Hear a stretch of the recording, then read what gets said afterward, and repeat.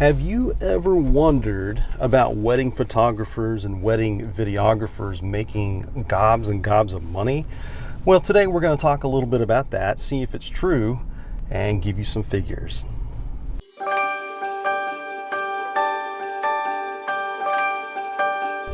Hi friends, I'm Joshua. I'm a wedding filmmaker here in Virginia, and today we are talking about the wedding industry and people that are making hand over fist when it comes to wedding photography and wedding videography. So people think that when they get charged anywhere from $1,500 all the way up to $10,000 or more, that they're getting ripped off. They think, man, just because I mentioned the word wedding, they're going to tack on a bunch of cost to the photography service or the videography service. And in some cases that's probably true, but in most cases it's really not. See, one of the things that I come across quite often with couples that are getting married is they'll say, hey, you know, your services are $1,700 or $2,000. I have a budget of $700 or $1,000. Can you spend 6 hours at the wedding, or 8 hours at the wedding, or 4 hours at the wedding, or whatever it is? The reality is people don't understand that it's not just the time at the wedding, it's the time it takes to prep for the wedding.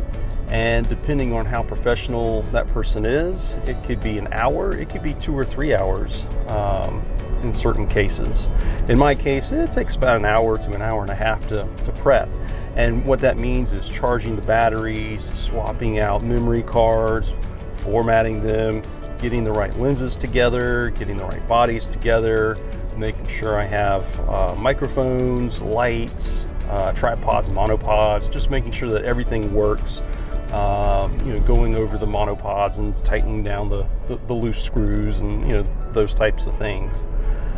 The other thing is, couples don't understand the amount of time that it takes after the wedding or after the reception to process everything. Now, I can tell you from my professional career, for every hour that I'm at the wedding, it usually takes about 2 hours of processing time. And processing time means dumping it into the computer, making a copy of it on a backup system that we have, opening up the footage, going through everything, jotting down the clip numbers that you want to use and the ones you want to discard, and then the actual editing process. In the case of video, we have to make sure you have the right audio. We've got to find a nice audio track, music.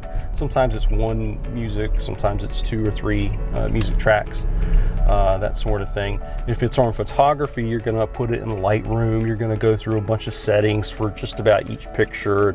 It takes a lot of time to process all that kind of stuff. And then on the back end, or the very end, you're either going to put it on media like USB.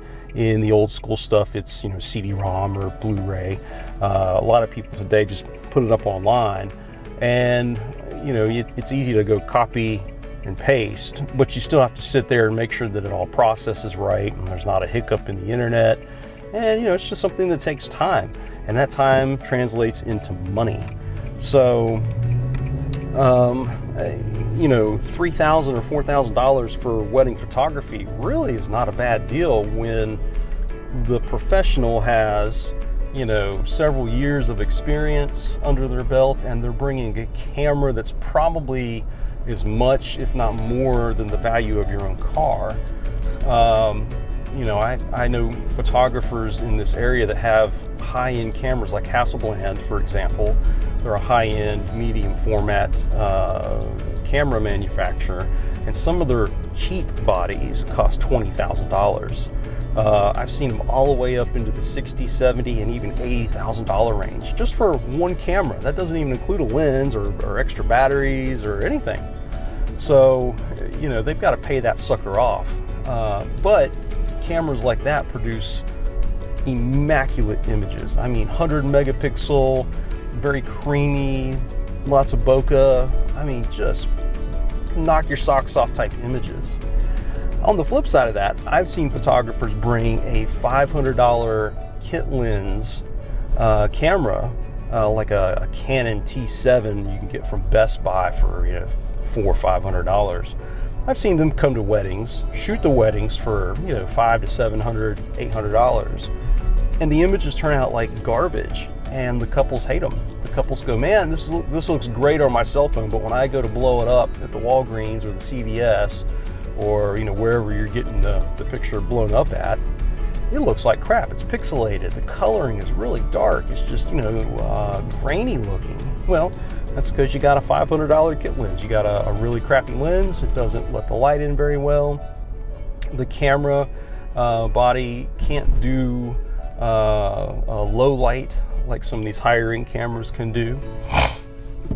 And that costs money, and so part of the reason that photographers and videographers like myself charge what we do is because of the gear.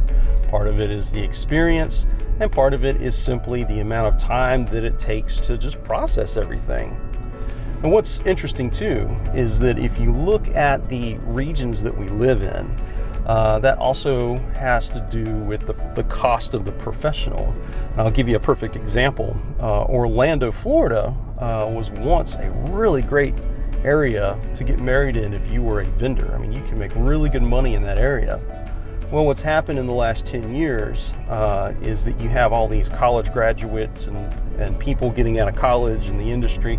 They're saying, man, I want to get into photography. I want to get into video. Man, I can make a killing down here in the Disney area, down in Orlando. Oh yeah, money to be had, money to be made.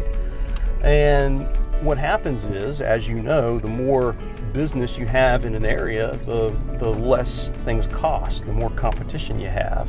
And so one of the key elements that a business person does is they lower the cost to be cheaper than the competitor. Well, if you look in Orlando right now, there are, last time I checked, 829 wedding photographers just in Orlando. Now, when you compare that to the amount of venues in that area, I think it was 565, 560, somewhere in that range. That's about that's almost 1.5 photographers for every single venue every weekend. That's an oversaturation of the industry, which is really, really crazy. Here in my area, here in Roanoke and in the Richmond area, that number is about the same. It's a little bit less. The ratio is closer to 1.08, if I'm not mistaken, which is still a lot. We still have 750 photographers to almost 500 some venues in the area. So there's an oversaturation in the market, but it's not all markets. So if you take an area like Charleston, South Carolina, for example, you'll find that there are more venues than there are photographers, which is great, even though it's a small market. I think there are 59 photographers to about 70 venues in that area. So it's under the 1 ratio, which means that that marketplace can hold its value. So charging $3,000 for photography is much more feasible in that area than it is in Orlando or in this area here. And that's one of the reasons I don't do a whole lot of work in the Roanoke area anymore, is because it's just so saturated and anybody can get their wedding done for $1,000 or whatever.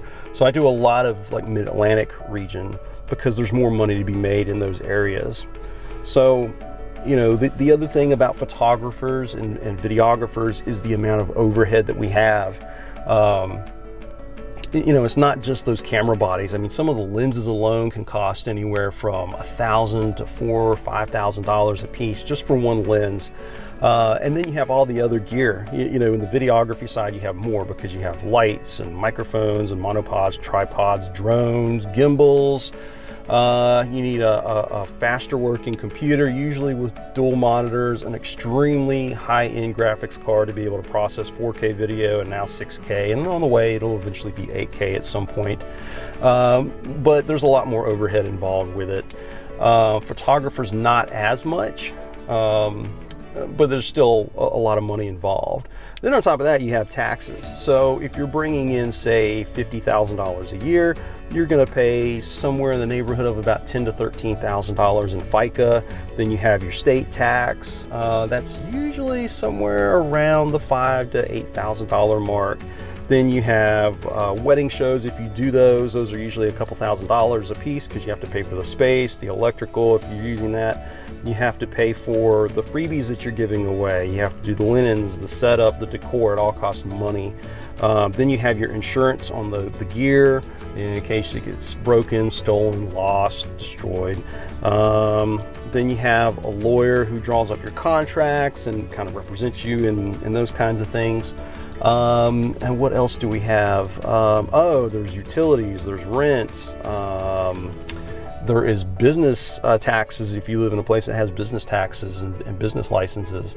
So, you know, the point is that it adds up. You know, if you're making $50,000 gross, you're probably going to make somewhere in the neighborhood of about 28 to 35 by the time it's all said and done, depending on the type of gear you have, what kinds of taxes you pay, how it's all set up. You know, in many cases, it could be even less than that. I've seen professionals in my area that, you know, they charge $1,500 to $2,000 for, you know, photography services, and they do 20 of those a year, and they're making $40,000. And by the time it's all said and done, they're making closer to, you know, 20, which is under the poverty level. It's incredibly crazy. So, but not all photographers are like that. I've known photographers that literally are making $100,000 to $150,000 gross, and by the time they pay everything, they're making $80,000 a year net, which is an incredible amount of money. But I mean, they do a lot of traveling, they do a lot of blogging, a lot of marketing. I mean, there's a lot of things that go into the industry that people don't see, and it's not all glitz and glamour like everyone thinks that it is. It's like, oh man, you get to go to weddings, you get to have beer, you get to have wine, you get to eat all this food, you take pictures of pretty girls, and you just get to have a fun time. The reality is it's nothing like that. I mean, you are there to work and to work your butt off, because you're there for the bride, the groom, or the couple. So, I mean, yeah, it can be fun. At the end of the day, my back is killing me. I am exhausted. I have what's called the wedding hangover. You know, without drinking any alcohol, I get up the next morning, I feel like I've been hit by a bus. You know, it's hard. It's a hard work. It's a hard job. It's a hard profession. It's not for everyone. And statistics will show that if you get into the wedding industry, the first 3 to 5 years is really your defining point. Once you've been in it a few years, by the time you reach year 3 to year 5, you kind of make that decision of, do I really want to do this as a long-term career, or am I ready to get out? And most people around that time frame are ready to get out. They're ready to do other things. They're ready to venture out beyond weddings. You know, I've seen people get into weddings and go into real estate, and they go, man, I love real estate photos. It's great. I don't have to deal with the drama, the pressure, any of that kind of stuff. And yeah, there's more to be had. There's more work to do. But in the grand scheme of things, they can make the same kinds of money. They can do it better. And they just don't have that stress, which is phenomenal. So it really depends. It's the eye of the beholder kind of scenario. So I'd really like to know what you guys think. You know, drop me a comment in the blog below, or in the YouTube channel here below. I'm interested to see what kinds of mindsets you have, what kinds of perceptions you have about the wedding industry, wedding photographers, wedding videographers, you know, their persona. Do you really think that it's worth the money that you're spending on your wedding professional to come and capture the day? You know, it's always nice to hear from other people and to see what other people think. So anyway, I hope you enjoyed the video, and hope you guys have happy wedding planning.